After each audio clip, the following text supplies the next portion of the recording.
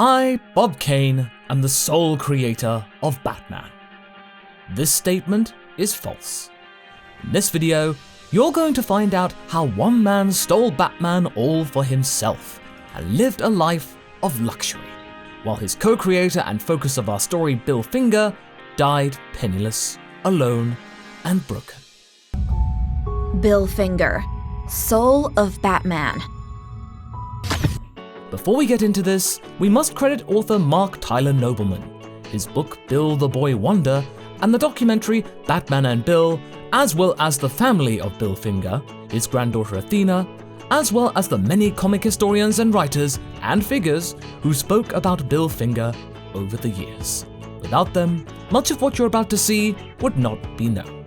So, without further ado, let's get to it. Chapter 1. Bill before Batman. Greetings, historians. Bob Kane, the self-styled father of Batman, is a charlatan. For the best part of a century, he swindled his Dark Knight co-creator Bill Finger out of credit and money. But it wasn't always like that. No, historians. The two were once young men together in the Cradle of Gotham, New York City. According to the Steranko History of Comics, Kane and Finger met at a party in 1938. As it turned out, both liked comics. Oh, but that was long ago. According to an article by Jerry Bales in the book Alter Ego, the best of the legendary comics fanzine, Kane was mightily impressed by Finger. The man was self-taught, could turn a phrase, and was very well read. Finger became a bookworm as a child while bedridden with scarlet fever, and the habit only developed as he grew. Or as the Steranko History of Comics puts it, from Frank Merriwell to the Shadow to Dickens, he had read them all. But when this promising wordsmith met Kane, he wasn't some big shot writer.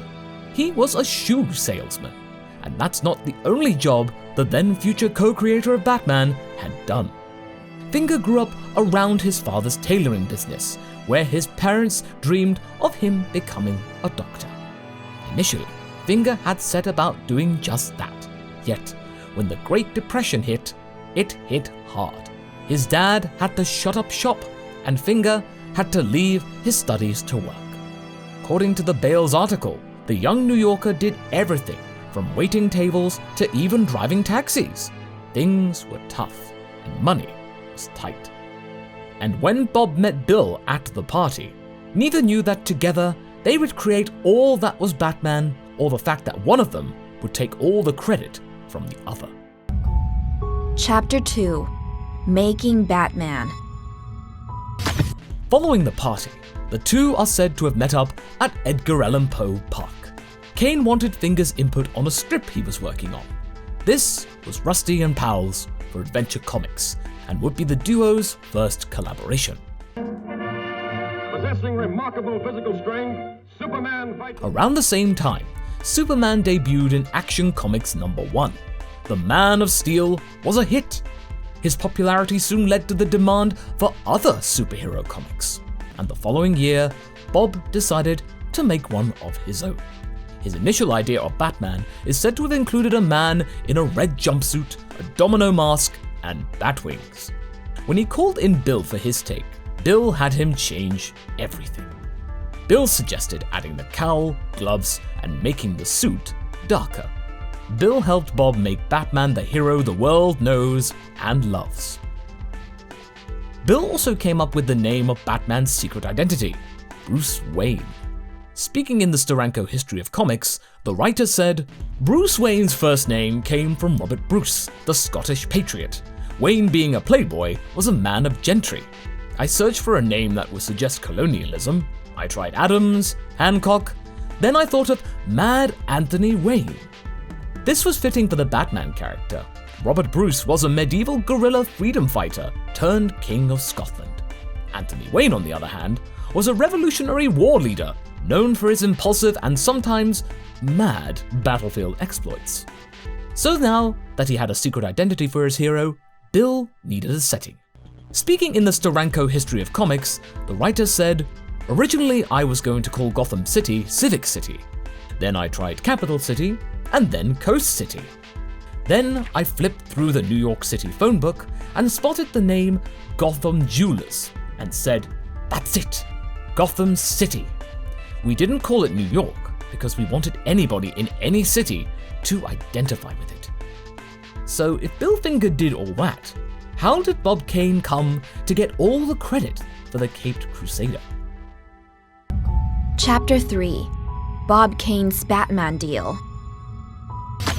When Bob Kane sold the character to DC, he is said to have negotiated a contract with DC Comics that would credit him as the sole creator of Batman in the comics, and seemingly grant him a piece of all future Batman profits.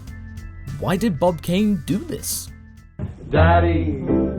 Comics historian Jim Steranko, speaking in a 2014 Infinite Midwives YouTube video filmed at San Diego Comic-Con, explained that he did it on the advice of his father. Steranko says Bob's dad advised his son to negotiate a deal whereby he would get paid for everything they'd licensed the character on. Profit is the lifeblood of business. Comics historian Arlen Schumer also spoke of Bob's father's involvement. He told Comic Book Resources in 2014, "Unfortunately, because Bob Kane had the lawyer father and Bill Finger was shy, Bob Kane went in and his father made sure that his name was on it.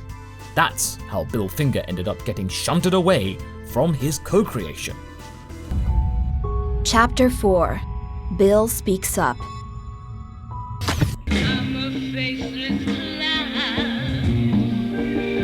with timeless hopes that never stop flowing. In summer of 1965, Bill Finger is named as a co-creator of Batman in a fanzine by the father of comic book fandom, Jerry Bales. According to the Batcave Companion, this comes about following a rare appearance by Bill Finger at New York City Comic Con.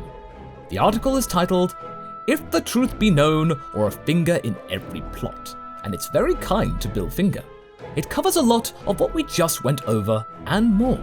However, here's where things turn sour. Bob replied with a letter.